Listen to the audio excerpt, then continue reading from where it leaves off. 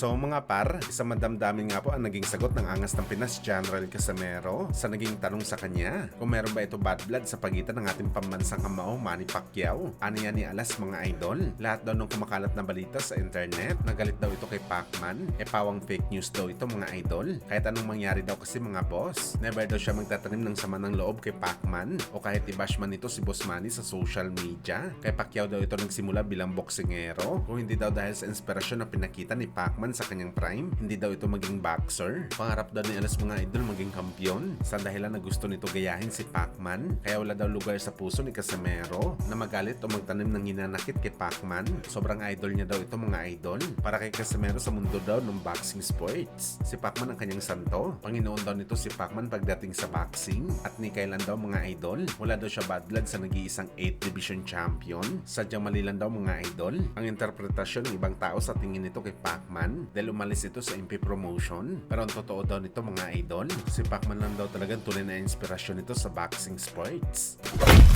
Samantala dating WBO lightweight champion Keishan Davis, prangka na sinabi nito mga idol na hindi niya daw lalabanan si Shakur Stevenson sakaling mag-cross man ng kanilang landas bilang kampiyon ng 140 pounds. Parang kapatid na daw kasi ang turing nito kay Shakur. Hindi niya daw ito papalagan bilang respeto sa kanilang brother code. Kahit operan pa daw mga idol si Keishan Davis ng $100 million.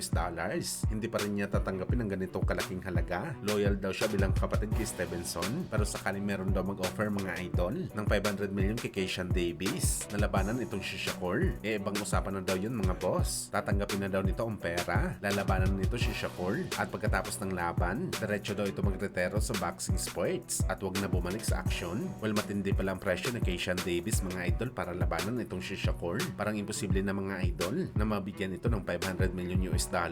Wala pa na opera na boxer na ganito kalaking halaga, kaya imposible talaga to mga idol. Kung manalo si Shakur Stevenson sa laban nito kay T.U.P. Lopez Jr. at maging kampiyon ito sa 140 pounds. Plano ni Keishan Davis, ipaubayan na lang ang 140 pounds kay Shakur at diretso na ito sa 147 pounds para daw na maghasik ng lagim sa bakbakan.